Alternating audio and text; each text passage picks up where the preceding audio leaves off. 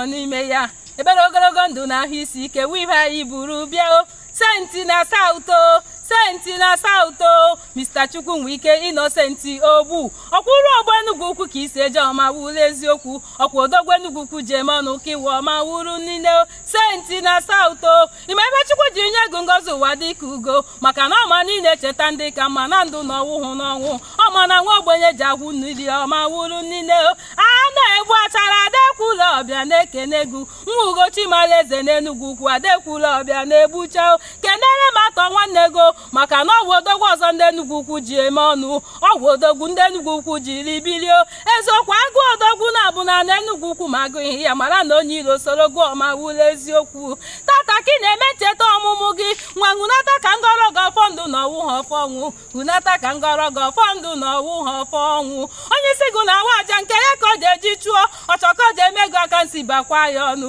ogologo ndụ na ahụ isi ike ibe akụ aka ihe nwe nwejawu nkete gị n'ezinụlọ gị ogologo ndụ niile ndụrụ ga ndụ onye nọ nso tụnere n'ume ise